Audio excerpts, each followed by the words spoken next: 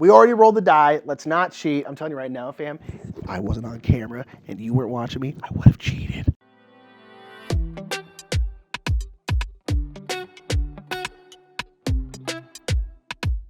What's up, everybody? My name is Nick Murphy. I'm one half of the brothers Murph, and today on the Game House, we're going to be playing Hoplomachus Victorum. And you might notice that Mike is not here, and that is because this is a big ol' solo game, a big old solo campaign by Chip Theory Games, who are sponsoring this playthrough. Thank you so much to our good friends at Chip Theory Games. And there's a new campaign for Hoplomachus Victorum, the Pandora's Box expansion. Got some cool modules. There'll be a link down there in the description below for that game found. But we're going to play Hoplomachus Victorum. Again, this is a big campaign game where you're taking a hero through multiple acts where you're eventually going to fight this big old scion. Now, we're not going to be playing the entire campaign, of course, in this playthrough, but we will play through some of the events and show you kind of how the game works.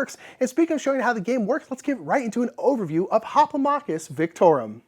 In Hoplomachus Victorum, you will take on the role of a hero who is fighting their way through 4 different acts. At the end of an act, you will fight a Primus in their capital, and at the end of the 4th act, you will fight one of Pluto's scions in an epic battle. This is a campaign game played over multiple sessions. Your hero will recruit new fighters, gain tactics, increase their skills, and engage in many battles. Each act is broken down into up to 12 weeks. Each week, you will move your encampment to a new space in one of the realms. Where you move determines what event you will do. There are opportunity, sports, and bloodshed events. Opportunity cards give you goals that you can go for, like this one that requires you to add an extra enemy in your next bloodshed event. If you complete the goal, you will gain the benefit in the gold banner. Bloodshed events are what they sound like, fights to the death. You will draw the top bloodshed card, which will have unit limits and special rules. These events are simple. You complete it by defeating all of the rival enemies. The sporting events are a little bit different. You will draw the top sporting card, which will usually have a choice of up to 3 events: Capture the Flag, King of the Hill, or a Spar, and you will choose which one you want to do.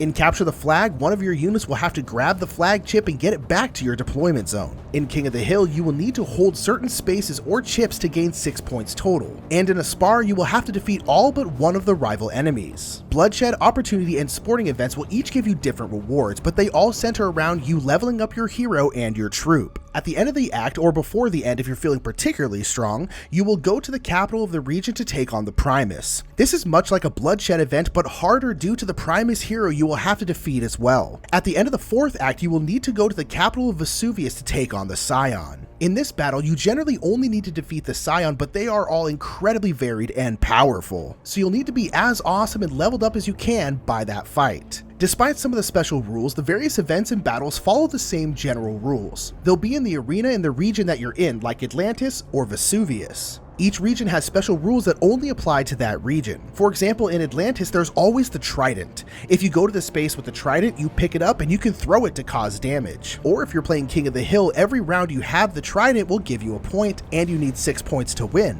On top of the arena, each region has local fighters that you'll be going up against, and depending on the event you do, you may be able to recruit them into your troop. When doing an event, the card will tell you how many troops you can bring, shown here, and it will tell you how to set up your rival troops as well. An L means a local unit like an Atlantean, and the helmet will be a troop pulled out of the bag. Each turn you can deploy a new unit which will be able to activate next turn. Then you may play tactics chips, which are buffs to you or nerfs to your enemies. Then you will move your units, you may do their abilities, and then they'll attack. The rival will take their turn first, and then you will take yours, and you'll go back and forth until there's a winner. On each chip is the unit's information. There's their movement, their range, their health, their class, the dice they roll when they attack, and their abilities. There are a number of keywords and abilities, and they're all listed on this handy sheet. Your hero is a little bit different. They have a whole character sheet which will change over time as your hero upgrades and gets stronger. When an event is over, you will gain the rewards if you won and punishments if you lost. Units of yours that were eliminated come back to your camp if you did a sporting event, but if you did a bloodshed event, a Primus battle, or a Scion battle, they are gone for good and you'll have to recruit more. Throughout the campaign, your hero may lose all their health.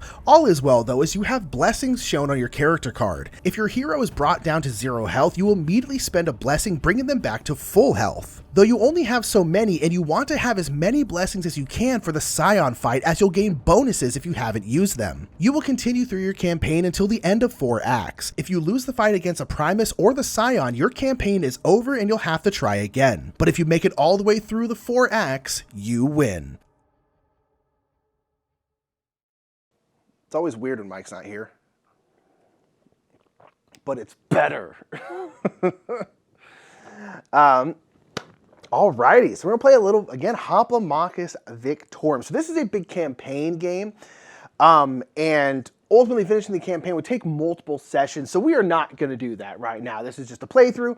We're gonna show you a couple of the different scenarios, essentially kind of like 3 or 4 main scenarios. So I'm basically gonna try and show those off. And we're not gonna get to any of the Primus battles, which are kind of like the boss battles or the Scion battle, because again, you have to go through like many turns and rounds rather to get to that point, and it would be far too long for a playthrough. But we'll kind of talk about those at the end. So yeah, so we are playing as Kraken Lance, which is just a great name. We are playing as the Atlantean hero, and so we are in Atlantis here. And then, so we're starting off with a couple of hero prowesses. So these are essentially going to be our skills for our hero, because you don't use this side of your hero. This is only if they are a Primus, one of the boss fights you have to do. Otherwise, you essentially get to kind of build out your hero how you want through these prowess cards, which you'll get throughout the game. Because as you're going through the different rounds of the game, the different weeks as they're called, you'll be getting stronger and stronger and stronger, but the game will also get harder. So we're just in the first act here. We have access to a defender, an attacker, and an archer. This is who we start with, and we have 3 tactics as well. And so we'll kind of get right into it. So we are an Atlantean, so we are starting in Atlantis, and we're starting at our capital. And again, this encampment here kind of shows where in the world you are. There's a whole 1, 2, 3, 4, 5, 6, 7, 8 different regions you can be in, but you'll start kind of in your home region. So connected to this one, we can go to a sporting event or a bloodshed event. Let's start not bloodshed. Bloodshed can be tough because bloodshed events are lethal, which means if you lose a unit, they're gone. Sporting events are kind of more like exhibitions, where if you lose a unit during it, they'll come back, which is kind of nice. So it'll be kind of a nice way to start. So we're going to kind of move up here and then go into our event phase. So we're going to do a sporting event. Okay, so we'll draw the top sporting event, which is going to be this one, yep. So this one right here. So we're going to have the Quaking Earth. So this is going to go down here. And for this one right here, we're going to have, we can either play Capture the Flag or King of the Hill. So the sporting events have, there's 3 possible events, essentially. Capture the Flag, King of the Hill, or a spar. And so this one we can choose either Capture the Flag or King of the Hill. And then this one, all the events will have usually some kind of special ability for that particular event. So this one is at the start of each of my turns, roll an arena die. So we'll have an arena die right over here. And I'll move all possible units in the corresponding direction according to the compass. Units move simultaneously. Okay, so here's our compass. So basically, at the start of every turn, I'm going to roll this die, and everything's going to move in this direction. So I know it says the Quaking Earth, but since we're in Atlantis, we're underwater, I'm going to say this is the tide. That makes more thematic sense in this particular region here. So we're going to say this is the tide, the Quaking Tide. Okay, and then it also tells you on here how they are going to set up our various, our lineups. So in this, so at the time of recording this, Hoplomachus Victorum is back on GameFound, and they are running a expansion for it called Pandora's Box. And the Pandora's Box expansion has a whole bunch of different modules, none of which are really good for kind of just like a demo like we're doing today. Because they'll give you like more scions or more things for like the Primus fights and stuff like that. And so the thing we're going to play with from the Pandora's Box is we're going to play with these new arenas. So every arena, in this case Atlantis, has special rules that happen in it. And in the Pandora's Box one, there are now these new ones here where they have a side A and actually a side B. The old ones only had one side to them. So now every time you stay in that region after an event, you will flip it to its other side, and there's going to be some different rules. So that's one kind of cool thing about the new expansion is basically each arena now has essentially 2 kind of like modes, and you'll be kind of flip-flopping back and forth between those 2 as you stay in a region. So, okay, so the first unit is going to be a local unit. So we're going to grab the front one from the Atlanteans, which are these blue ones. This right here is a harpoonsman. So they have a harpoon person right there. And they're going to get, and then they're also going to come up with a tactic. And they are a ranged person. A ranged character comes with a bolster health tactic. And I'm referencing the back of the book, which has a lot of that kind of quick information you just need to remember like that. They'll have right there. And then, of course, we have our classic chip theory unit skill sheet. Always they have these so that you know what the units do. And then after their local unit, they're going to bring out just 2 units from the bag here. So, blah, blah, blah, blah, blah. Let's see what we got. So we're going to have, boom, these 2 units. These are kind of just neutral units. We have a defender and then a tactician. Okay, interesting. So like that, and so then I can bring in 4. So I can bring in my hero and then 3 other people. Now again, I don't actually have to choose who's going in when until I actually am going to deploy somebody. Whereas the rival is always going to deploy from top to bottom here. So the local is going to come out, then this defender, and then this tactician. And we're playing Capture the Flag. So in Capture the Flag, we're going to have the flag token, and that is going to go on their deployment spot number 1. So basically what I'm trying to do is I am trying to get this flag with one of my people and then get it back to one of my 3 deployment zones. If I do that, then we will win. And so this one, we're not necessarily needing to kill anything. We're just really trying to get in and out and get that flag over there. So I definitely want to be bringing faster people, of which I don't have very many fast people, but that's all right. Okay, so the flag is there, and then also because we are playing in Atlantis, we have Atlas Trident. So Atlas Trident will go here. This is a special rule for this arena, whereas if you ever step on the Trident, you now have that Trident, and then you gain the special ability of Trident Throw, and you can basically chuck it at someone, and it's going to do 2 damage to them, which is pretty cool. But then that person, if they're not dead, then gets the Trident, and they can throw it right back at you, which is very, very fun. And then the Strength of the Sea means if a local unit uses Trident Throw, it gets +1 damage. So if Kraken Lance, who is a local unit, throws with this, they'll do 3 damage, and if this Harpoonsman does it, they'll also do 3 damage. Okay, so that is all the special rules for Atlantis. It mostly deals with this Trident. We know we're going to need this. I'm probably going to forget to do this once or twice. There are a lot of things to kind of pay attention to. Little rules for this. My special prowess, I'm probably going to forget 1 or 2 of them. It just happens. That's just how it is sometimes.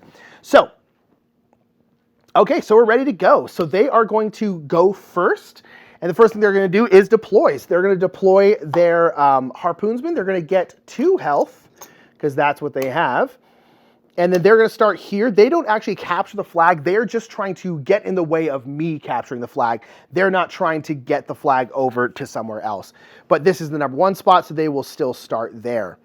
So because units come in dazed, they then can't do anything unless they have something like First Strike. First Strike here means that even when they deploy, they still get to attack.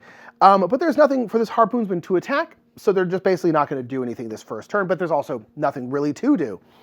So then it's going to come to me. I guess we'll do this to see where they move. They're going to go, because the tide is just bringing them, Okay, because it's the start of my turns, right?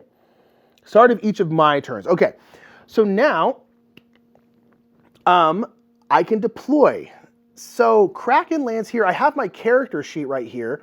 And this is basically showing all the different things I have, what dice I roll, what act we're in, the Scion influence, which these give you these Banes. These Banes are bad, and they're going to be not fun when we're fighting the Scion. Shows my blessings, my leadership, my health, my movement, my range, all that different kind of stuff. So my movement is 2, and this attacker's movement is 2. So I basically am going to assume that these 2 are going to be my flag getters. Okay, so that's good to know. I think I still will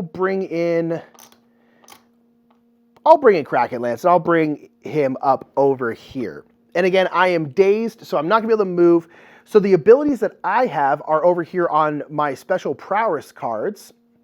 Is I have Tactical and Inspire. Tactical means I can use these tactics on anybody. I don't have to be adjacent to them. And Inspire means if I am adjacent to one of my own units, they will get to roll an extra blue die when they attack, which is pretty darn cool. And I will forget that. And then also my grand entrance, after Kraken Lance is deployed, roll a number of yellow die equal to the number of units you have in combat, and then deal the rolled damage to the strongest rival unit. Okay, cool. So one thing I forgot to do is in a sporting event, you have to assign someone to be the Tribune. So the Tribune essentially is like this arena's champion. And you basically don't want to eliminate them, because if you eliminate them, the crowd gets really upset because that's like their beloved champion, right? And so if you eliminate them, the crowd kind of turns on you a little bit. And so we don't want to eliminate them. And so I should have done this before I deployed her, but I'm going to have the Defender be the Tribune because they have 5 health, which means if I do need to hit them or want to hit them for any reason, I'm not going to kind of like one-shot them. So immediately what I'm going to do is I'm going to roll a yellow die because I have 1 deployed. Boom, I did a hit. Great. And deal the roll damage to the strongest rival unit. Well, the strongest rival unit is this Harpoonsman because that's the only rival unit, but that is great. Okay, perfect. That was great. That's a little pot shot we got to do. We got to do a grand entrance as I came in, which is awesome. So again, they are dazed, so they can't really do anything else. They're not going to move, do their abilities, or engage. And so now it's going to go back to the rival's turn. So they're going to deploy. Now they're going to deploy this Defender. They're going to have 5 health, which is why I wanted them to be the Tribune, because then, you know, hopefully they won't die. They're going to go here to 2. They have the taunt ability, which basically means if I am adjacent to them or any of my units adjacent to them, they have to hit them because they're just like, you're stupid, you're stupid, you're stupid. And I'm like, I don't like you, basically. That's how I assume it is. I assume it's very childish. But that is not going to matter for right now. So now we're going to move them. They are dazed, so they're not going to move, but this Harpoonsman will move. So there is, in every arena, there is going to be a target preference, basically. So the first target preference is the flag holder. So basically, if someone has the flag, all of the units are going to be going towards that person with the flag, which makes sense. The next one is, so no one has the flag, so we'll move on to the next one, is the unequipped trident, which means they're basically trying to get to the trident to take it because that's what they want. If that was equipped, they would go to the opponent with the trident, and then if that didn't really exist or whatever, they would move, the last would be the farthest opponent. So the one they're going to move towards is the unequipped trident. So they're going to go boom, they only move 1. And they can't quite get there. And then they're going to engage. So they're going to engage. They actually have 3 range. They are going to shoot at Kraken Lance here. So when they attack, they again basically follow this, they follow this row of stuff they're going to attack. So in this case, it'd be flag holder, no flag holder, they can't attack the trident, opponent with the trident doesn't exist, or the farthest opponent, which is just going to be Kraken Lance here. So they're going to roll a green and a blue die. And let's see. Ooh, 2 misses. You'll love to see it. Kraken Lance is like, oh, I am Kraken Lance. I'm Kraken Lance, guys. I assume he's just a bro. What's up, bros? Kraken Lance here. Ha ha ha. That's just how I assume he sounds. So that was great. They moved. Okay, and then they are, that is going to be the end of their turn. So now I can deploy again. I think I am going to deploy my attacker because I want her 2 movement. So we're going to go blop, and they're going to go, let's go here. And let's maybe try and, so they have retaliate, which means if they get hit, they are going to just basically hit back. And they're just going to deal 1 damage back to their attacker, which is pretty cool. So now that I've deployed, I can now do tactics if I want to. I don't think I'm going to do tactics. I don't think I'm going to need them for this one, so I think I'm going to save them right now. Oh, sorry, at the start of my turn, let's see where everyone moves. 6. They're all going to move, not this one. They're going to, I guess they would stay because they're moving this way, and then you would go up here. Now I'll bring you in. I remembered. Okay, so now they can't move because they are dazed, but Kraken Lance can. And I think I'm going to come get this trident because I can move 2, so 1, 2, blam. So now I can do a trident throw. And you know what? Oh, should I throw the trident or should I just do an attack?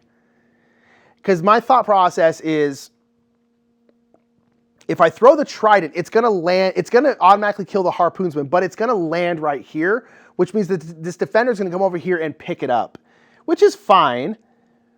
But if I roll, I get to keep the trident for something else. I think I'm going to try and roll. I get to roll 2 blue die and 1 yellow die.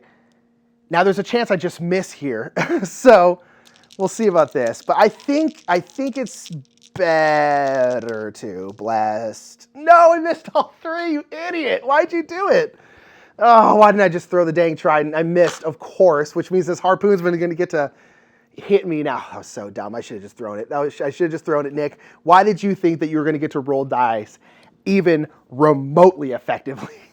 Dang it. Okay, well, you live and you learn. Don't ever roll dice if you can help it, Nicky. Oh, I'm sorry. I should have done this tactic earlier. This tactic would have, it would have gone on to the lowest person. It actually would have, you know what? Oh man, I really should have. So I'm sorry, this tactic should have happened the first turn they came in, and this bolster health increases the unit's health by 2 HP, and it goes on the weakest unit, which would have been them. So they actually had 4 health, not 3. Oh, so man, I really should have thrown the harpoon. Would I have changed my mind? You know what, fam? It's a solo game, which means I can cheat if I want to. No, I shouldn't cheat. We're not going to cheat. I maintain if I had remembered to do that tactic, I would not have rolled. I would have just thrown this harpoon because it would have done 3 damage because he's an Atlantean. But we already rolled the die. Let's not cheat. I'm telling you right now, fam, if I wasn't on camera and you weren't watching me, I would have cheated. I would have gone back. I would have done it. I would have thrown the trident immediately. I would have done it immediately. It would have been great. But you're here. So I'll be a good boy. I'll be a good boy and not cheat. But you better believe I would have cheated if you weren't here. Oh, man, I love cheating in solo games. It's great. So, boo. Darn. Okay, I really should have done something else. Oh, Lordy, Nicky. Okay, so now we're back to them. Now they're going to deploy. And then this tactician is going to get 2. Boom, and they're going to blop right here. And now they're all going to go. They are going to go. So she is going to move back here because she's basically going to try and get, her range is 3. So she's going to move back to the edge of her range. And then this defender will go here. Oh man, this is such a bummer. Oh man, I wish I had remembered. I would have thrown that trident and my life would be easier right now. Because they're both going to target the flag holder or the opponent with the trident. I now have the trident, which means they're going to be smacking me, which is a terrible idea. All right, so we'll do this defender first. This defender is going to roll a black die, which is going to hit me for 1. And then the harpoonsman is going to roll these 2 die, which is another one. Ugh. So that's 1 health I did not need to lose there. The good thing is we have these blessings. So if my hero ever dies, basically, I immediately use a blessing and come back to full health. But you don't want to use your blessings if you can help it, because if by the time you get to the Scion fight, the big boss fight, the end, the climax, the more blessings you still have, the better. You'll get cool stuff for it. So that's good. Darn. Okay. So that is our life. Boop, boop, boop, boop. That is what we did. Okay. So now it's going to be back to me because they all engaged. They did their abilities, all that different kind of stuff. You'll love to see it. So that's back to me. I can deploy. I think I'm going to bring in, so I can bring in a total of 4. So I think I'm going to bring in this arch. Oh, sorry, at the start of my turn, let's see where everyone moves to. Move me somewhere cool. Okay. They can't move. And they can't. Oh, this is actually a bummer. Oh, this sucks. Oh, man, this is a bummer. This is going to be harder than I was expecting. Because I'm going to have to move around now. Oh, man, this tide is killing us here. I think I'm going to bring the archer right there. They're dazed, but they have first strike, but their first strike is not going to be good enough because they only have 2 range, which is a bummer. Okay, so, ooh. Man, what to do here? What to do? I really need to take out somebody. So my question is what should I do here? So because this defender has taunt, Kraken Lance, if they stay here, they cannot hit her. They have to hit the defender. So I think I'm going to go here with them. And I'm going to go blop, blop here. Again, they can't move because they're dazed. They could shoot, but no one's in range.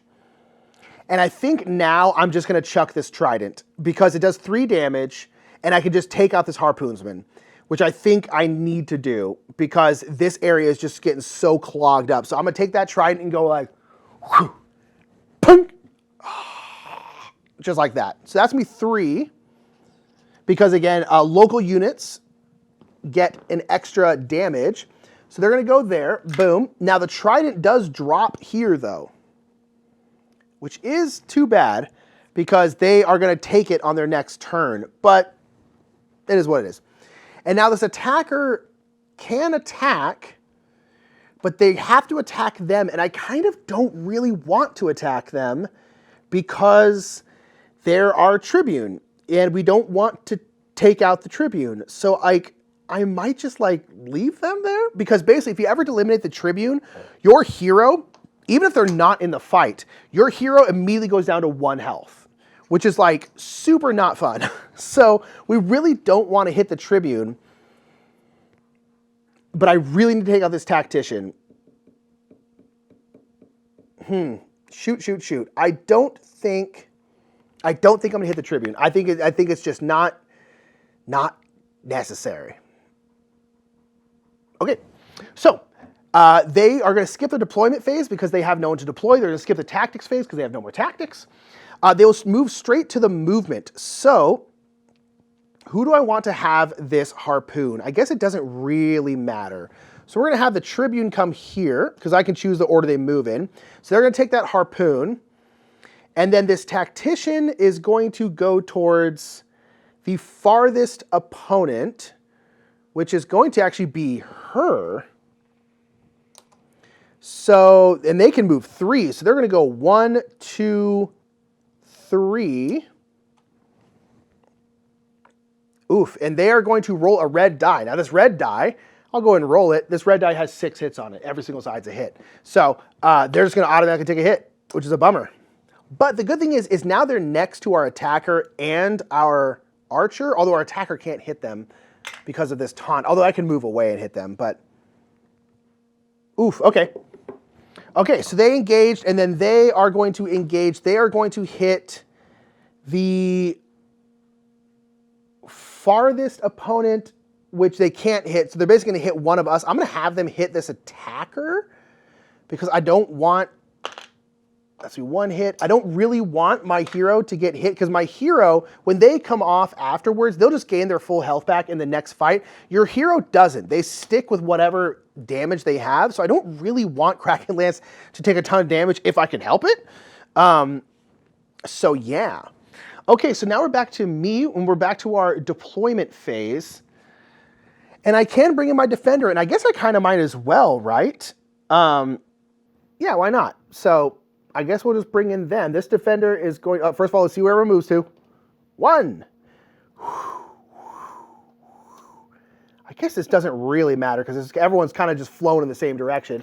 But all right, so now we have 5. So now we have our own defender. Bam. Okay, so that makes me feel like we should be able to take out this tactician, which we really want to get out of here because they're in the way and they just roll a red die, which means they just always hit. So in terms of movement, I think oh, you know what? I'm sorry. They wouldn't have rolled that black die, which did do a hit. They would have thrown the trident because rival units always use the trident throw if they have the trident. So instead of doing 1 damage, they actually would have taken 2. But the good thing is my attacker now gets to pick up that trident. So sorry, I messed that one up a little bit. I've forgotten they had the trident there. Okay, so that is good. I am going to go with movement. I'm going to go move them here. I'm going to have Kraken Lance come and get the flag. And then I think I'm going to move you 1 here. And we are going to wallop on this tactician. So Kraken Lance is not going to attack this Tribune because there's just not really much of a point to it because we don't want to kill them anyway, so I'm just going to ignore it. So the archer here rolls a black die and a red die. They only have two hits. Okay, so that is one hit. Blam. So the good thing is I'm going to try and hit them with the defender, and then if worse comes to worse, I'll just throw the trident at them with the attacker. Okay, let's see. Can we get a hit on this one? Ooh, we did. Boom. You're gone, tactician. Die. Okay. Okay, that's good. So now the attacker just won't hit anybody. Okay, so that's good. So now it's only this defender, which means hopefully we can just run around and get around him and ignore him, basically. That'll be good. Okay, so now we're back to them. They have no deployment. They're not going to move because they're already in range. Their first priority is always going to be the flag holder. I now have the flag as Kraken Lance, and so they're going to go after me. So they're just going to engage, and they are going to engage, and they're going to roll a black die, which means Kraken Lance is probably going to take a couple more hits here. We're probably taking too many hits for like a pretty simple capture the flag thing, but we had a bad couple rolls here. All right, and then that's them. They're not going to do anything else because they're just going to try and take out the flag holder. So let's see where everyone moves. Moves this way. Oh, dang it. Okay, I can't move down. You move down. You move down. I was hoping the tide was going to take me this way, which would have made it a little bit easier. Okay, Kraken Lance. So we're going to go 1, 2. We just need to get back to one of our deployment zones.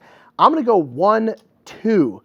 Go right here because this basically means that, and we're going to go 1 and let's just go here, 1. This is basically going to block them so they can't get to Kraken Lance because they'll only move once. They're going to move to one of these 2 spots.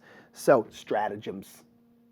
All right, and then I can engage, but again, I don't think I'm going to because I just don't really want to kill this Tribune. So I think I'm just going to skip my engage, move right to them. They have no deploy. They have no tactics, so they're going to move. And we're just going to have them move here. Again, they are going to go, well, I guess in this case, yeah, they're going to go towards the flag holder. But then they are going to attack.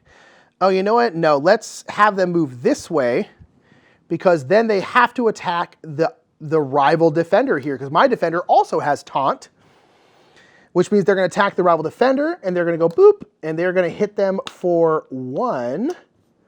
Boom. So again, in that case, we get to choose. And a big part of the strategy, even says this like in the rule book, a big part of the strategy is like you very often in times like that get to choose where they go. So choose it where it's going to be advantageous for you because a lot of the things, especially as you get later and later and later in the acts, things are going to get tough. So like you want to be choosing things that are better for you. Whereas they went here, they're going to attack this attacker. She only has 1 health left. She probably would have died. In a sporting event, they come back, so it wouldn't be the end of the world, but might as well have them attack the defender. They defend. That's literally what they do, right? Yeah, let's go with that. Okay, so now it's going to be me. Let's see where we go. I need to not move this way. Shouldn't have said it, Nick. Shouldn't have said it, Nick. Shouldn't have said it, Nick. You're such a silly man. Why'd you say it? Because now I can't get here. I could use my...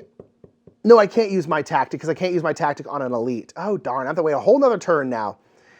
Okay, well, we're going to move, and I'm going to go boop, boop, up to here. They're going to go boop, and just make sure this, again, this defender can't get to them. That's all we're going to do. We're not going to engage. I don't run it. You know what? No, this defender is going to hit this defender. Let's see what happens. Boom, 1 hit. Get wrecked, defender. We just don't want them to die. All right. Next turn, we're guaranteed to win. So now we're going to have them go, no deploy, no tactics. They're going to move, I guess, this way. Now, well, hold on. 1, 2, 3, 4. 1, 2. Oh, I guess they are going to move this way. Oops. Whatever.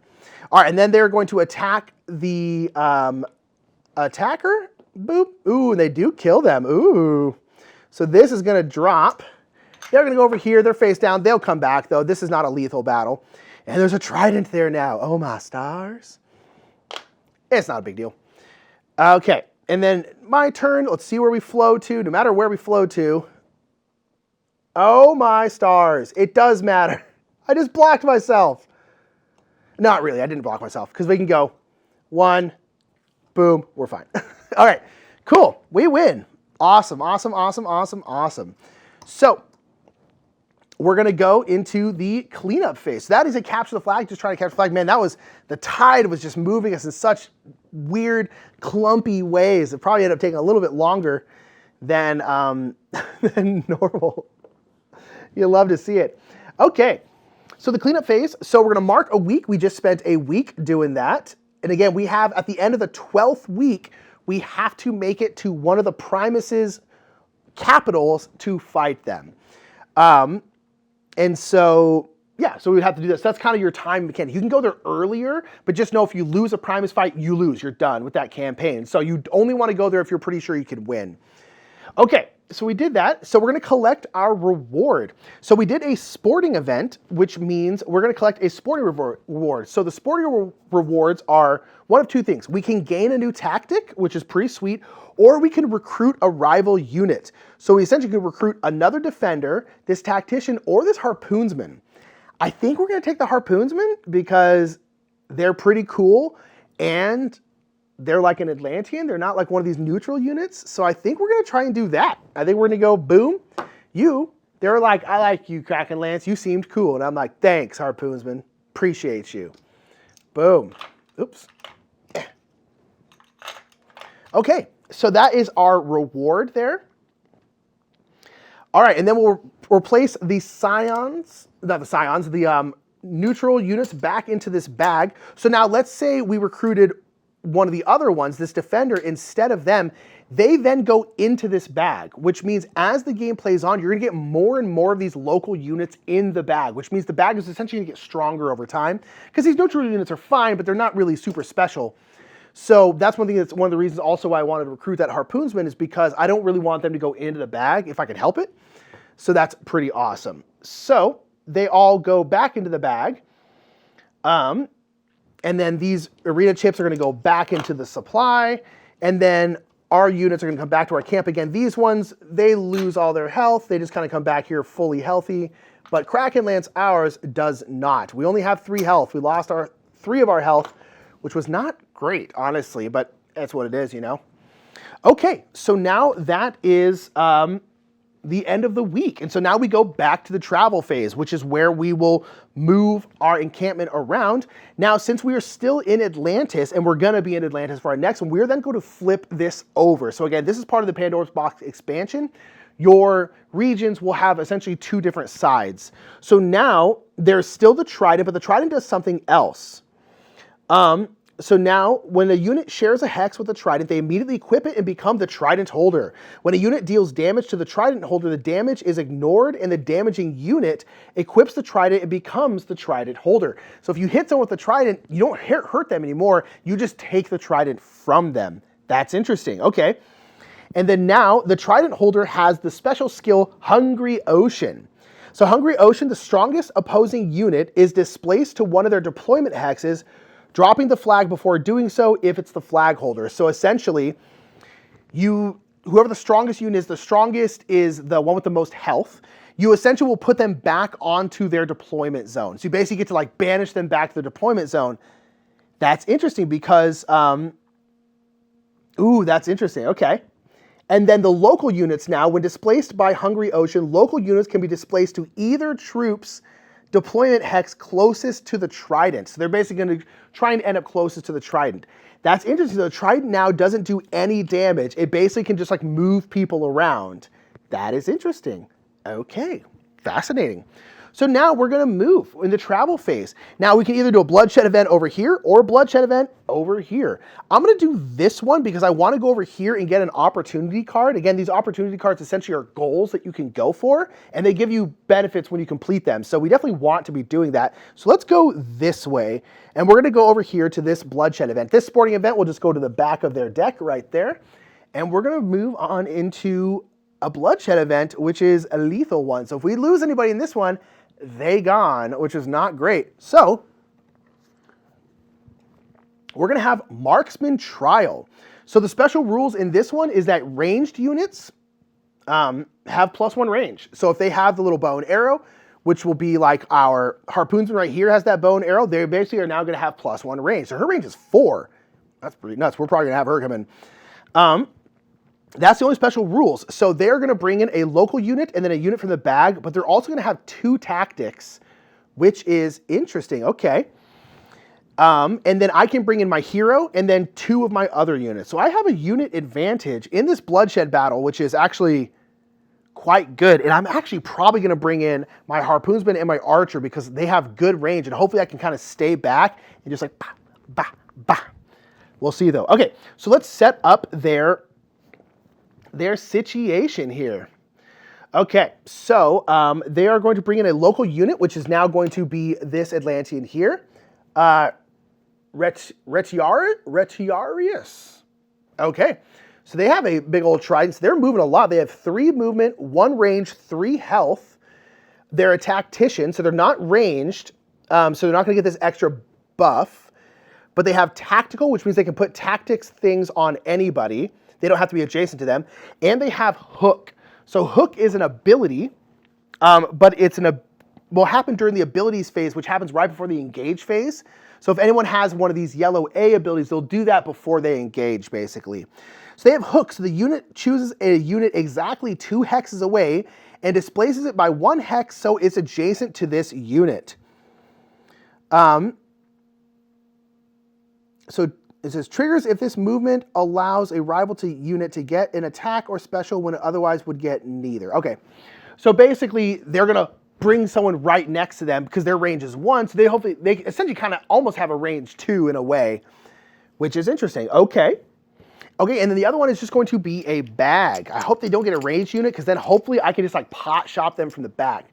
Ooh, a defender. Okay, the problem with defenders is defenders have a lot of health because of defenders. So that's interesting. Okay, and the trident doesn't.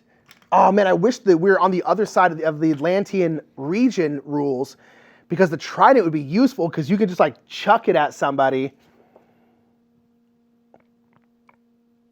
Yeah, man, you could just chuck it, which would be really useful in this bloodshed one, but we don't have that, which is kind of interesting. Okay, so then we're going to go ahead and begin. So I have to remember that units have +1 range. Okay. And I actually probably don't want to bring Krakenlance in immediately because I want to use their grand entrance, which kind of benefits them if they're not the first one in. So, interesting. Okay, so they're going to bring someone in. They're going to bring in this Retiarius, and they're going to get 3 health, blop, blop, and blop. Boom. Put it here, boom. And they're going to go right here. They are dazed, and they don't have any abilities that allow them to move, or anything like that. So they're just going to hang out. So we're going to bring someone in. Ooh, who do I bring in? Do I bring in my harpoons? 1, 2, 3. Ooh, my harpoonsman can hit them too. I think I am. I'm going to go here. They're going to be able to get to them next turn though, which is So the only problem about bringing my harpoonsman and my archer is they both do not have a lot of health, which is kind of really bad. Although I don't think I'm going to be able to get away from this Retiarius anyway, no matter where I put them. And they're only going to do 1 damage, so I think we're just going to deal. And I do have my tactics, which I should use. I tend to get too precious about my tactics, and I don't use them always, and I probably really should. Okay, the good thing is they have first strike. So first strike means they get to attack on the turn they're deployed. They can't move, but they can still attack. So that's great because I am 1, 2, 3, 4 away from them, which means I can still hit them. So we're going to roll a blue and a green. Let me get at least a hit. Did not. Bummer. Dang it, that sucks. Okay. Darn, darn, darn, darn, darn, darn, darn. Okay.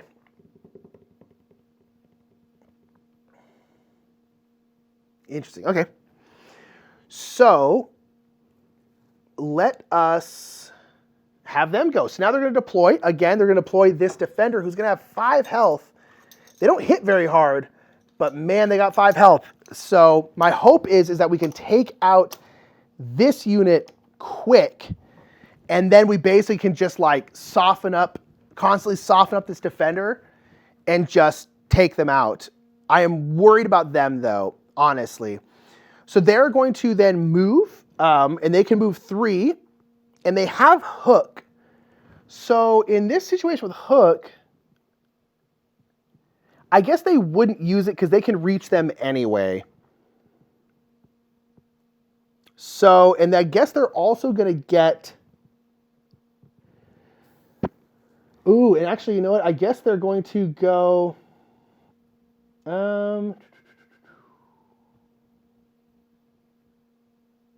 Oh, you know what? They're not going to go after the Trident. I figured they would go after the Trident, but they're not, because their order is Flag Holder. We're not playing Capture the Flag, so it doesn't really matter.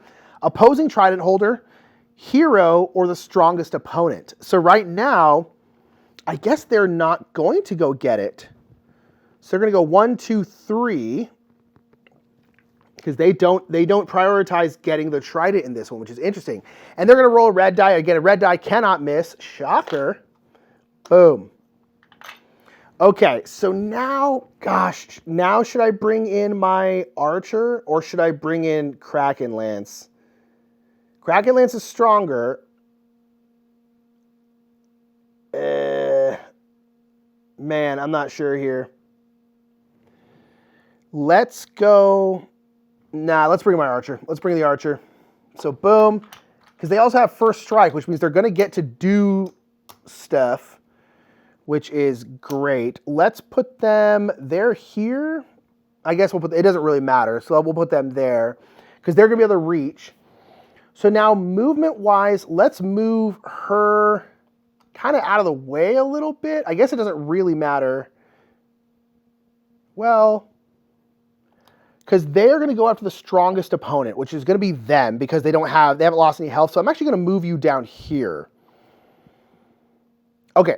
And then we're basically both going to shoot here. Hopefully I can take them out or at least get them down to like 1.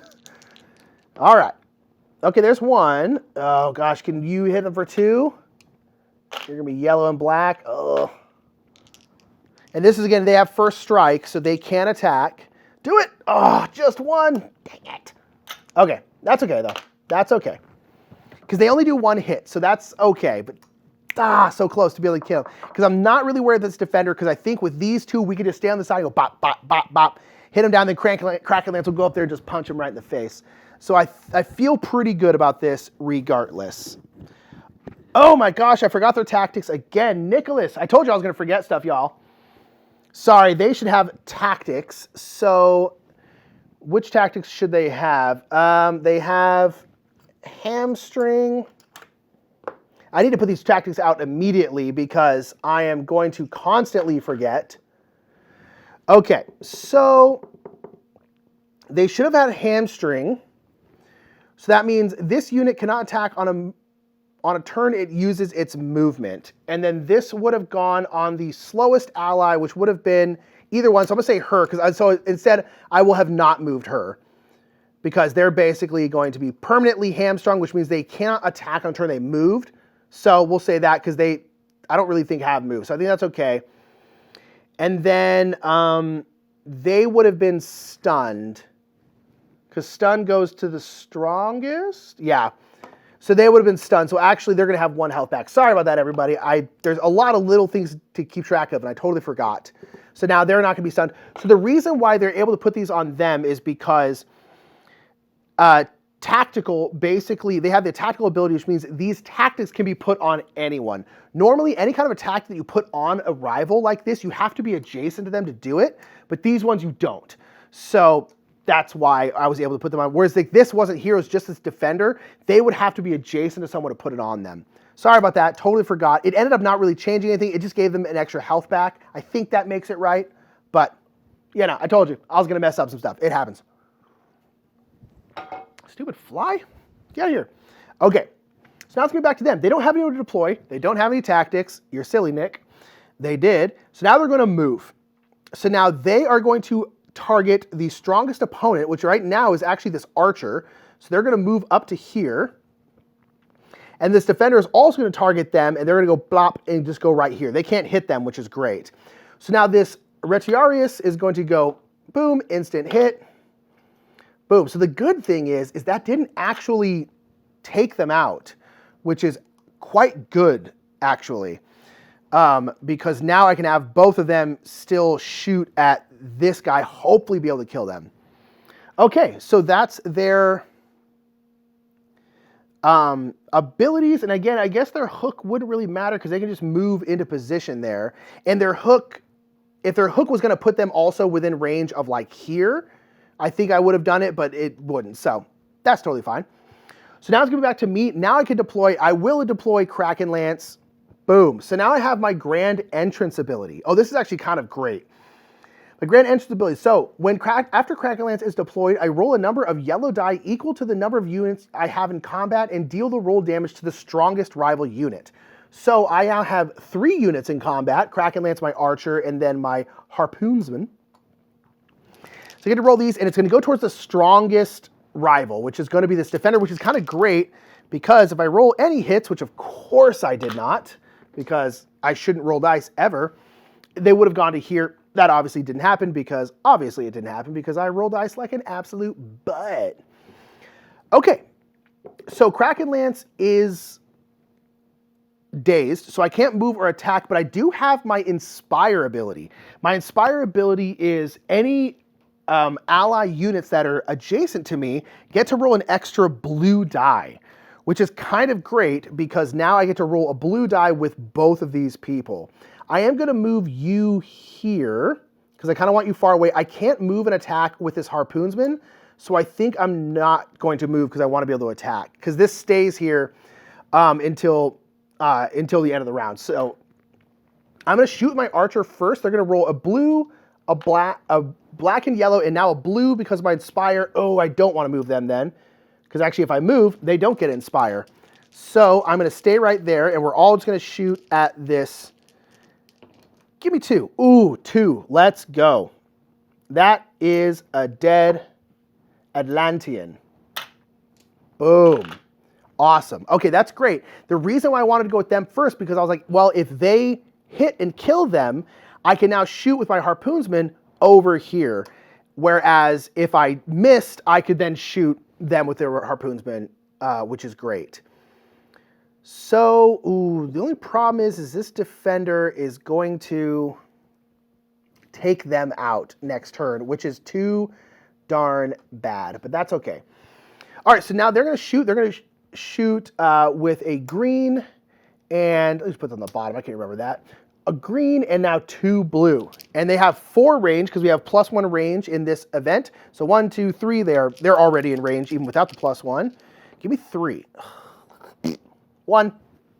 Hey, 1 is 1, right? It's better than 0, I guess.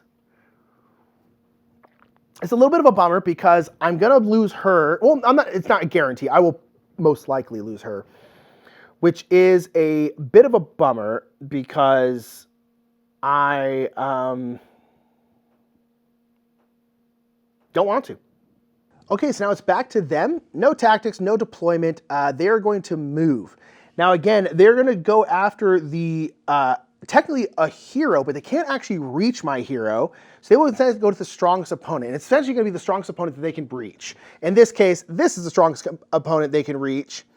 So they are then going to attack. Miss, please. Oh, no, you're dead. They are dead, and they are going to be dead because this is a Bloodshed event. So that Archer is gone, unfortunately. Okay. The good thing is they'll be going after Kraken Lance now, which is kind of good because Kraken Lance can take a couple hits, and even if I do die, I can use a blessing and come back. So that's kind of what it is. Okay, so they did that. They engaged, and I think that's going to be it. So I can't deploy anymore because I have used all 3 of my deployments. So we are Dunskies with that. So now it's going to be me. I can move. Do I want to do a tactic? Do I want to... Well, tactics are before movement, aren't they? Yeah, so actually, well, no, I could, because so my Kraken Lance here has tactical, so I can put them on anybody. Is there anyone, should I stun them and just try and get a bunch of hits in here? Is it worth it, or is it just worth it to take a couple hits? Let's just take the hit. They can only hit us for 1. So I'm going to move here. I'm not going to stun them, which would basically keep them from activating this turn. And I'm going to keep her right here because I want to be able to shoot. And Okay, so now we're gonna roll. Oh, the only problem with, no, let's move here. Let's move here because then she's still, because I was here. Yeah, let's move here because then she's still in range of my Inspire, which means, yeah, so that means we're good. So now she's rolling, again, 2 blue and a green. And 2 hits, I'll take that. Boom, boom. Okay, that's wonderful. Okay, perfect. And then he is going to go Kraken Lance. And Kraken Lance, again, you can see over here, I have 2 blue die and 1 yellow die. That's what I always roll until I either add more die or upgrade those die. So let's get 2 more. Let's end this right now. Blam, easy. Ooh, we got it. Boom, boom. Out of here, defender. Idiot. Stupid idiot. He's like, I'm just doing my job. Ooh. Boom. So we win. A bloodshed event, I think I forgot to mention this, a bloodshed event, you just want to destroy the other side. You want to eliminate them, and then that's it. So that's actually great. I'm glad we got through that defender very quickly. Kraken Lance didn't take any more hits. Wonderful, wonderful, wonderful. We did lose an archer, which is a bummer, but what are you going to do, right? Like, what are you going to do? So, okay, so now we're going to go into the cleanup phase. So we're going to mark a week. So now we have done 2 weeks here. Boom. Okay, and then we'll collect our reward if we succeeded. Now, in any event, or rather in a bloodshed event or a sporting event, you can surrender. Basically, if you're getting rocked and you basically don't want your hero to lose anymore, or you don't want to lose any more units, you can surrender. Basically, forfeit, and you're going to get Scion Influence for doing that. Scion Influence here, basically every 4 times you get Scion Influence, you're going to be adding these Banes to the bag. These Banes can be just bad stuff that happens. They could be extra units that go into the bag. They're basically bad stuff. You don't want Banes if you can help it. And they're somewhat tough to get rid of. So you can forfeit, and if you forfeit though, you're gonna get essentially Scion Influence for whatever act you're in. So we're only in Act 1, so it wouldn't honestly be the end of the world if we did it, but this was not too bad. So that is going to be that. So our bloodshed rewards is we can either add or upgrade a die. So we could upgrade one of our blue die to a green, or our yellow to a blue, so we roll 3 blue, or we can add a die, just add a new yellow die. So we'd roll 2 blue, 2 yellow, or we can increase our health by 1 or our leadership by 1. Our health is our health. Our leadership essentially determines how many troops we're allowed to have in our camp at any given time. So again, your lineup here determines how many troops you can have in that battle, but however many people you can have in your camp is determined by your leadership. I don't think we need our leadership right now, and honestly, we're kind of doing, we've gotten through 2 fights now. We've only lost half our health. I'm trying to decide if I should get another die. And if I do get a die, should I upgrade it? Get out of here, fly. Upgrade my yellow to a blue, so I'm rolling 3 blues? Or do I just get another yellow die? Or do I just get another health? Another health is probably smart, Nick. No, let's get another die. Ooh, let's get another yellow die. Let's do it. So now we're rolling 2 blue, 2 yellow. Bam. You are done. Okay.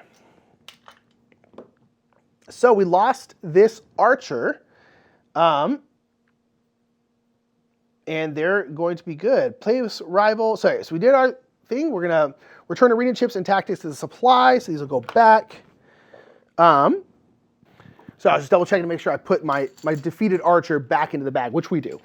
Okay, so now we are moving on. So now these actually go back to the bag. So this one goes here. But again, this was not a sporting event, so I could not recruit anybody, which means this Retiarius goes blop in there. So now this bag has a local Atlantean who might show up. I like to think they're like following us around.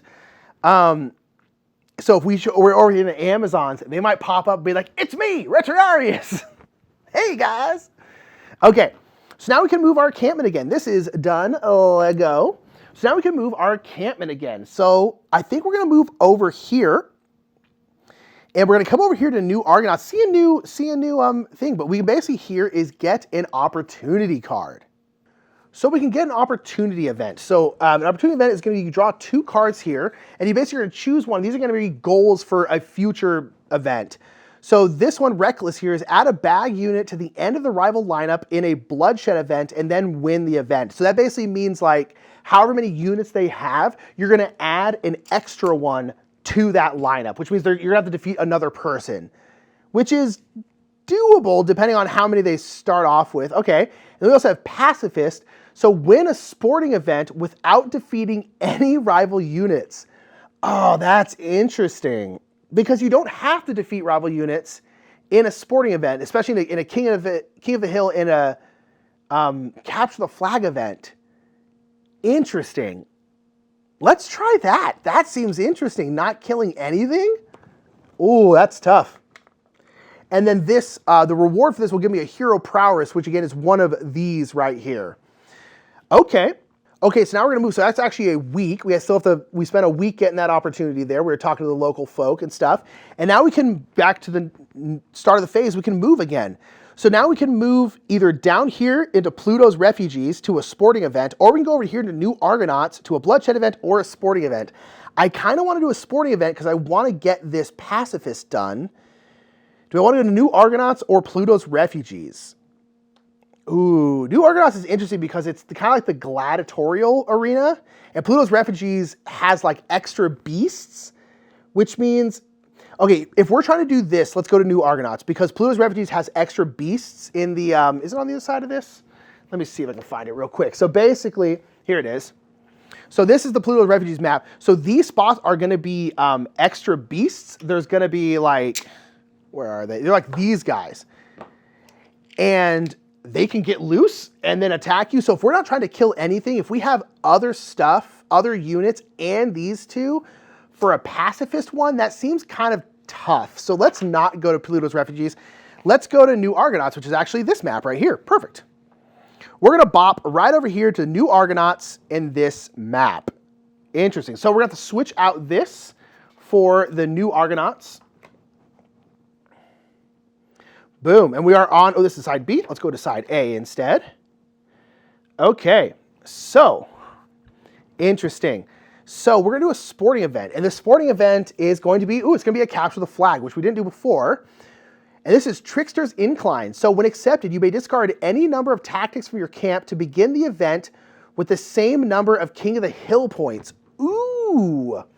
So basically, I can start with points. So King of the Hill basically means we are going to need to occupy certain hexes to gain points. Basically, at the start of our turn, if we occupy these specific hexes, we will gain a point for every hex of those that we occupy.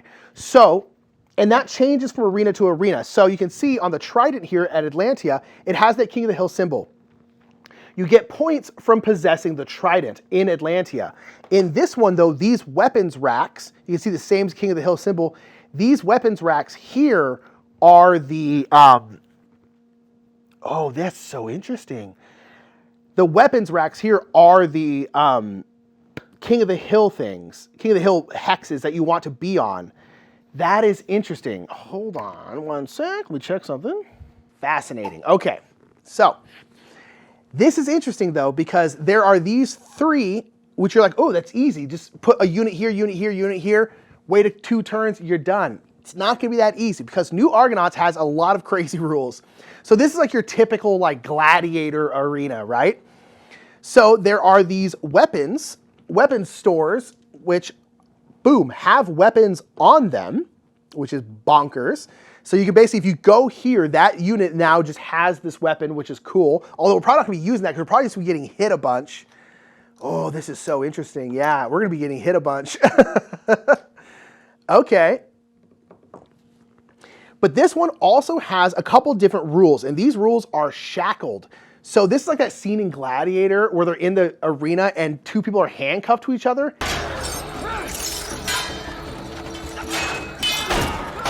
That's what happens in this arena, at least on this side.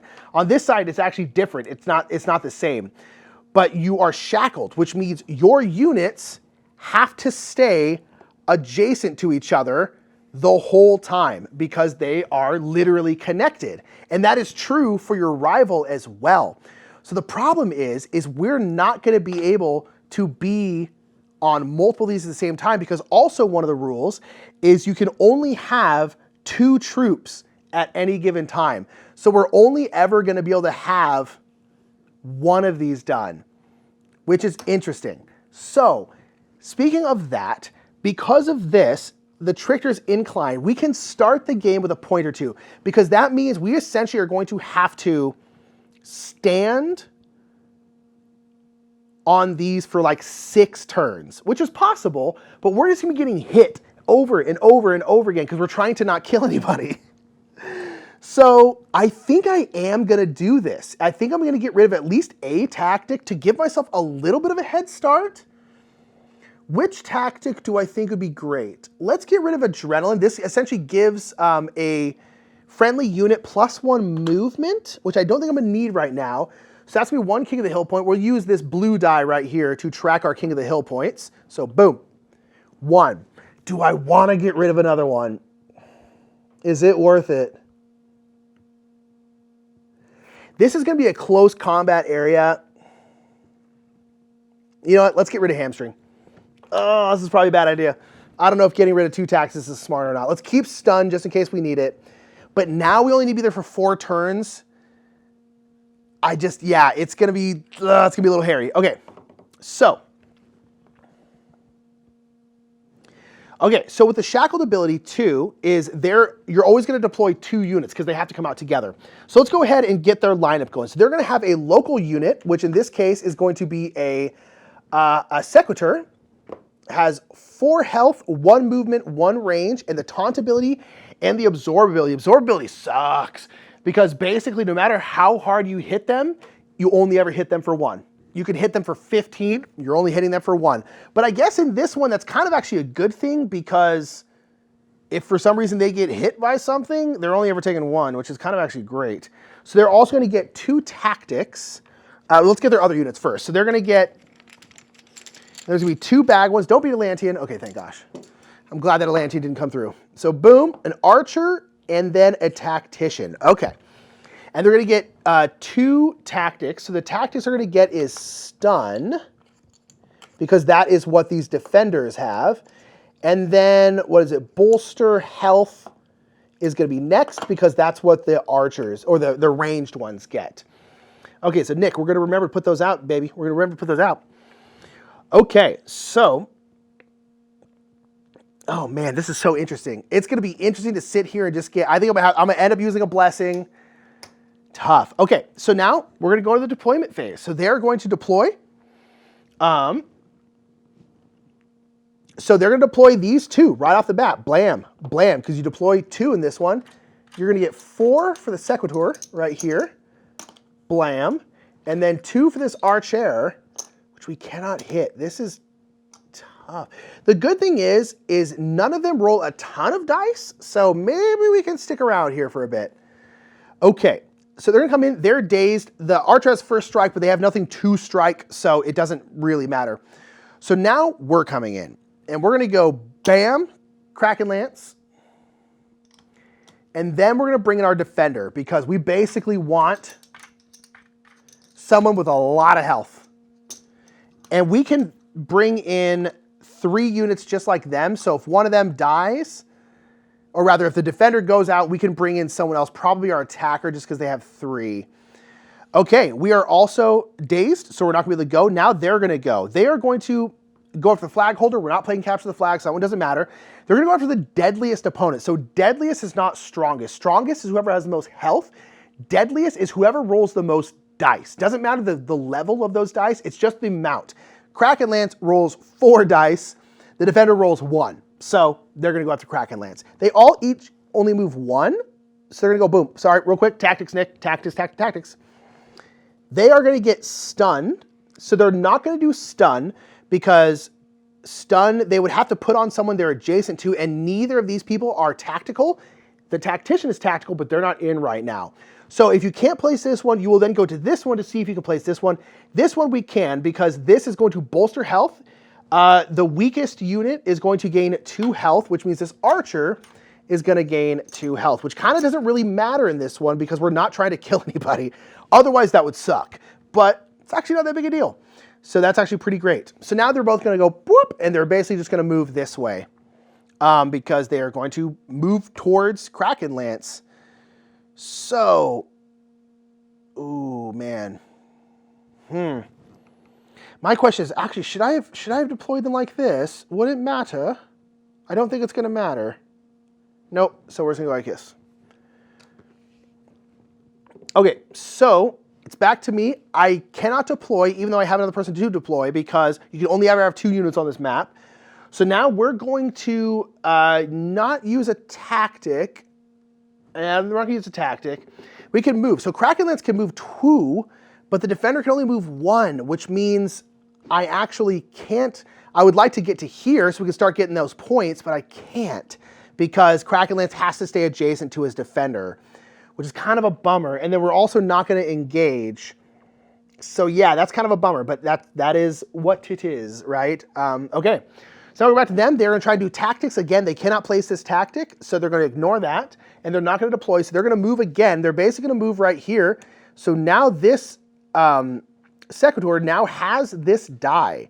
Now, I will say they're not trying to get King of the Hill, only us. They don't care about these hexes. They're just trying to get rid of us.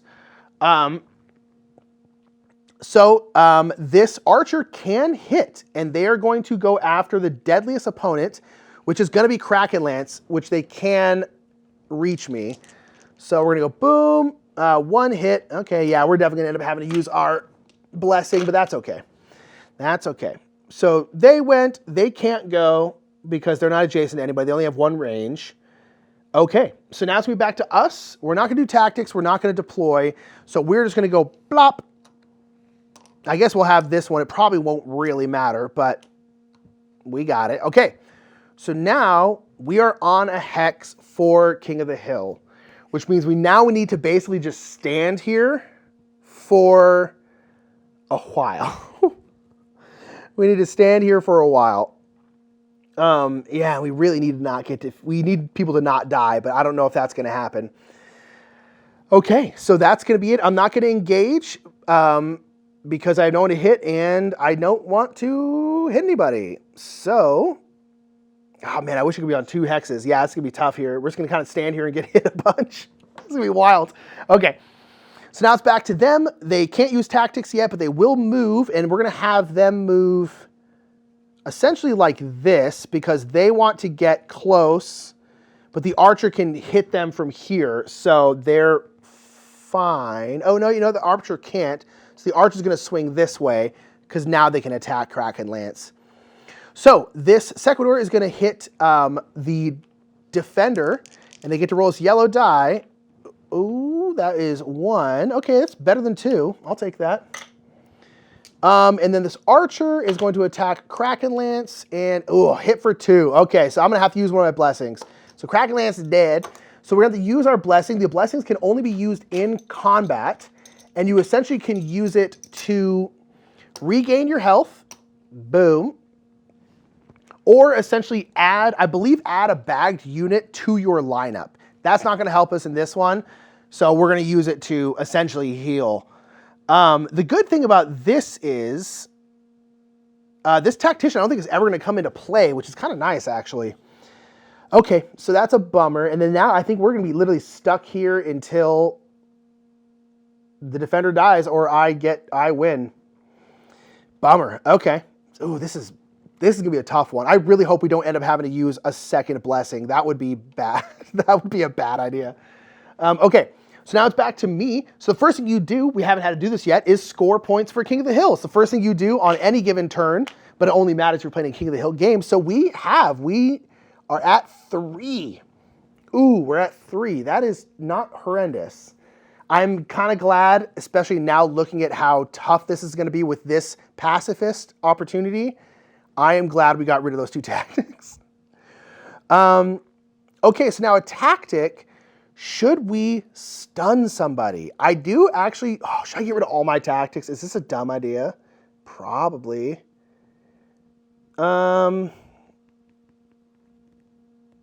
idea, this guy has this. Yeah, you know what? I think I am going to stun. I'm going to stun this Sequitur for 1 turn because I want my defender to stick around a little longer. And they're going to be rolling 2 dice, and so therefore I just do not want them to be getting hits over and over and over again. Okay, and then I could move. Should I move? Is there any benefit to moving? I don't think so. So I think we're just gonna not, I think we're just gonna stand here. Okay, so now it's them. So now they can do a tactics phase because they're now adjacent to me. So they're actually now gonna stun my defender, which is hilarious. But also kind of won't matter because I'm not really hitting anybody and I'm kind of just standing here anyway, so whatever. And then they're gonna move, but they're not gonna move because they're already in range of everybody and they're just gonna shoot. So this archer now is gonna shoot. Only one hit, okay, thank you. Oh man, we're gonna go through a lot of hits here. Okay, and that's gonna be it. Now they're no longer stunned. They didn't hit my defender, which is really great. I am actually glad that didn't happen because now hopefully we can stick around here for a little bit longer. Okay, so now it's gonna be us. We're not gonna deploy, we're not gonna do any tactics. And actually first thing we're gonna do is get a point. Oh, 2 more turns. Oh, I think we can last 2 more turns. I hope we can last 2 more turns. It comes down to how hard this Secutor is hitting this defender. Okay, and that's all we're gonna do. This is kind of a very like, I'm not really doing anything in this one, but that's kind of just how this one ended up working out. But that's why, again, like the opportunities with the mix of like things like this and what you're doing really changes up each kind of match. Also, depending on like the arena, like the arena made this one totally different because we're all shackled together. Okay, so now back to then. They have no tactics, they have no deployment. They're just gonna stand here and hit. So they're gonna hit me, hit this defender. Only 1, please. Ooh, nothing. Yes. I think that guarantees that we are gonna win in 2 turns. All right, then they are gonna go blam. 1 hit, okay, that's good. That's good. Okay, that's great. We can guarantee we're gonna win now. Back to us, no deployment, no tactics. We are gonna get a point. Boom. Okay. And then, you know what, this defender is gonna swing at this Secutor. Get wrecked, Secutor. Ah! Get wrecked. You didn't see that coming, didn't you? Did you? Okay, so now, same thing. They're just gonna hit. This Secutor is gonna roll 2, 1. Okay, good. Okay, this is good job, defender. I am now very glad I used that stun. I think that is making a large difference. That archer is gonna hit them for 1. Okay, and then the start of our turn, we're gonna gain our 6. Let me double check. Do we win like immediately or do we have to finish out this round? I guess it doesn't really matter ultimately because, yep, combat ends immediately when we reach 6 points. My Lord. I am really glad we used those 2 tactics. That would have been 2 more turns. I mean, depending on how well they rolled, it might have been bad. So this arena on this side A also has an ability we haven't talked about because it hadn't come up yet called Encore, which basically means if one of your units gets eliminated, let's say this defender gets eliminated, you immediately get sucked back to your deployment zone because again, you're gonna get shackled to another person. So the reason why I really didn't want this defender to die, we're in a sporting event, which means even if they died, they would have come back. They're not really dead, they're just knocked out. The reason why I didn't want them to get eliminated because it would have brought Kraken Lance off of the King of the Hill spot and I would have had to spend like 2 turns, I guess 1 turn with them, 1 turn going back here. It means it would have taken even longer. This passive ability was tough, really tough. Just sitting there not doing anything. And Kraken Lance just getting out. Oh my gosh. Okay, so that is great. So we have won a sporting event. So we're gonna mark off another week. Boom. And then we have gotten this opportunity. So win a sporting event without defeating any rival units. Get wrecked. We did that. So we're gonna get a hero prowess. So it means we get to look at these hero prowess cards and choose a new one. So we have pick your target after accepting a spar event, which is the 3rd kind of sporting event. You may add a bag unit to the end of the rival's lineup. If you do, you may choose which unit is the rival tribune for this event. Interesting, okay. Strike them down. Whenever Kraken Lance defeats a rival unit, he may heal for 1 HP. That's nice. Okay. Combat presence level 2, we'll look at level 1. Minimize the risk. Anytime you gain Scion influence, reduce the amount gained by 1. Ooh, that's nice, because then Scion influence basically makes the Scion fight, the big boss at the very, very end, harder. Mitigation. Whenever a Bane is drawn from the bag, you may discard 2 tactics to ignore the Bane's effect and return to the bag. That's interesting, but you would need a lot of tactics to make that really useful. That's interesting. Get over here. Kraken Lance now has Hook. So that's what that one Atlantean had. Okay. And then combat presence level 1. Your non-elite elite units add 1 yellow die to their attack when Kraken Lance is in combat. Ooh, that means all my units always have 1. They're rolling 1 more yellow die as long as Kraken Lance is in. It's interesting because this kind of is not as useful with Grand Entrance, but it also makes it where if I really want Kraken Lance out quickly, it kind of gives me something. I think I'm gonna do this one. And then so now after this, we could use combat presence level 2 because we have combat presence level 1. Okay. Ooh. Ooh, my stars. So that's cool. Very cool. Okay, so that is our opportunity, and we finished a sporting event, which is awesome. So now we can recruit a rival unit or gain tactics. And I believe when we gain tactics, I think we gain them up to our amount. Am I wrong on that? Do we gain like 3? Because we just used 3. Oh, wow. So we would gain 4 tactics. Or we could recruit someone new. Ooh, that's interesting. I'm gonna tell you right now, this is gonna be the end of this video, so I'm just gonna do this to make it simpler. But if we were continuing to play, I probably would have chosen 4 tactics because that's actually perfect because we just got rid of all 3 of ours. But I don't wanna have to go through and look at the tactics right now. That is interesting. But we'll get this one. So now we have a new Argonaut on our team as well as an Atlantean, which is very, very cool. Okay, so, and then we put everything back. So we're going to end it there because we're kind of like an hour and a half-ish into this. And you can kind of see how it works. We got to show off essentially 3 of the 4 events. There is King of the Hill, a Capture the Flag, and then a Spar event. A Spar event is the 3rd kind of sporting event. Looks like this right here. And basically in a sparring event, you want to defeat, I believe, everyone but the Tribune. You basically want to leave the Tribune not knocked out.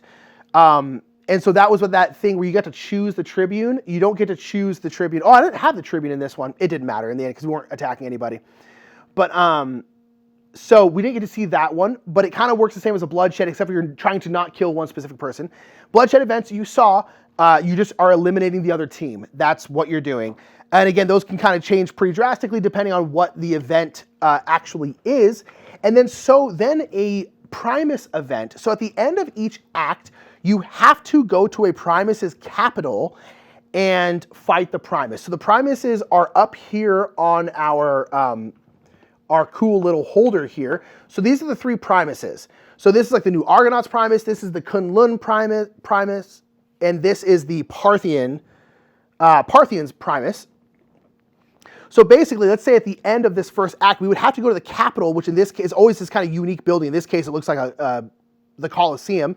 And we would fight, in this case, Decimus. So this works more or less like a Bloodshed battle. It's going to be harder. They're going to have more units and things like that. But for the most part, it's just a Bloodshed battle with more or less a boss. So again, when you're using your hero, you use this side, not this side. This side is if they are a Primus. So in this case, we would have kind of a harder battle in general, but we also have to take out Decimus, who is V strong. So that is a Primus battle. At the end of each act, you have to fight a Primus in their capital, so that'll be here. By the end of the 4th act, you have to go to Vesuvius, which is kind of the main capital, whereas Vesuvius looks nuts. Vesuvius! You will go to Vesuvius to fight your chosen scion. At the beginning of your campaign, you will choose a scion.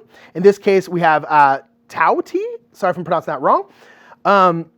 And basically, this again is kind of like a big Bloodshed battle, except for, well, not really, because actually all you have to do is defeat the scion. But they are big, strong, tough, bam. They have, in this case, 6 health, 1 range. They're going to bring, I believe, 4 units with them, but they have all of these dice that they're going to roll. So basically, they take their own turn. They don't activate with all of their other units. They basically are going to activate before all of their units go, and you're going to roll all of their die, and then depending on what hits, you're going to do all of these things. So like for all the green dice, so we roll 2 green dice. As total hits, Tauti moves the number of hexes. So if we rolled 2 hits, they would move 2 hexes. Then we look at the black die, of which there are 2. Total hits, Tauti deals damage equal to its damage to its target equal to the amount of hits. And then blue die does stuff. And so it's one of those things where you're basically gonna roll all their die, and that's gonna dictate what they do and kind of how hard they do it, depending on what they roll. So, and then they're also gonna have some kind of usually special ability. And then different scions are gonna have other win conditions, because usually it's just defeat the scion, but other ones will have other things you have to do.